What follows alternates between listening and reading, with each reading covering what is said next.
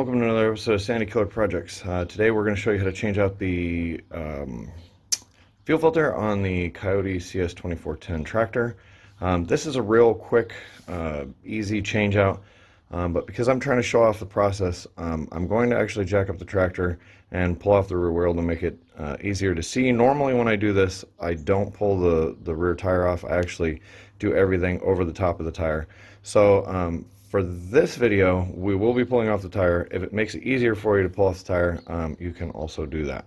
So if you're going to be doing this by taking off the wheel, there are 5 3/4 head or 19 millimeter to release the wheel from the mount. Then your fuel filter is right there. It's just underneath the seat. Super easy to get in and out, and I'll show you the quickest, easiest way to get them changed in and out. Okay, so for this bit, you need a drain pan. I use a cut-off spark width bottle, and then a Phillips head screwdriver for each of these, and then a wrench to release the filter from its mount. All right, and then it's done. Oh wait, I didn't give you guys any of the steps I had to do this. Why? Because I actually kind of botched this job. This is literally like a 5-minute job. Doesn't take very long to do. I ended up getting my hands in all sorts of weird places, and it ended up being a giant mess. So it's 2 Phillips head screwdrivers, 2 10 millimeters. The easiest way to do it is to loosen this side off and plug the end. It's diesel. It is flammable, but not flammable at room temperature like gasoline. So you pull it off and plug it.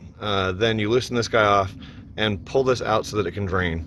This side is the engine, so there's less fuel on this end. Then you loosen at this end and pull the hose off. You take your new filter, slide it back into here and clamp it down, put your engine side on, and then put your gas tank side on. So one of the things I wanted to show you is this one is a 1/4 inch filter. This was really hard to find. It actually took me a while to be able to find a 1/4 inch filter that matched what originally came out of the tractor to begin with. This is a replacement filter. I change these out about once a year. So this one up here is a 5/16 filter. If you notice, those are the 2 filters. This one is the 1/4 and this one is a 5/16. 5/16 filters are far more common than a 1/4 inch filter. You can find them. I found this one in an auto parts store. I got lucky. I snapped it up off the shelf and just bought it so that I had one to change off on the tractor.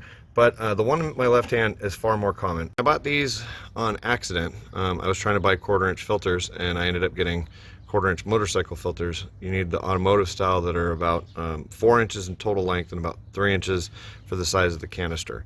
This style is about 1 1/4 inches. They're too small to use.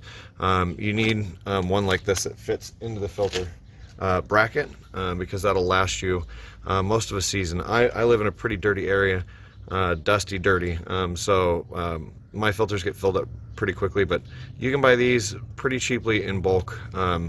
I think I bought 5 of them for $12 or something like that. They're usually about $10 to $15 for a 5-pack of this style, the 5/16. If you try to track down the 1/4 inch ones that are this length, you will find them, but it'll take time, and a lot of times they're a lot more expensive, like upwards of $5 to $10 each.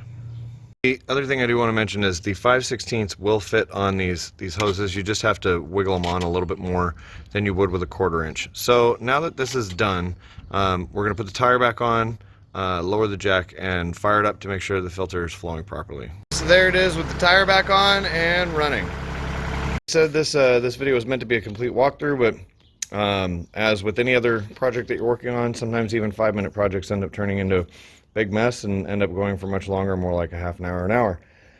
In that particular case, you just have to make adjustments and adapt, keep moving forward. So this video just talks you through how to do it. Thank you for watching. Please make sure to like, share, and subscribe. We have lots of other content. We have more content on the Kioti if you need it for many other projects.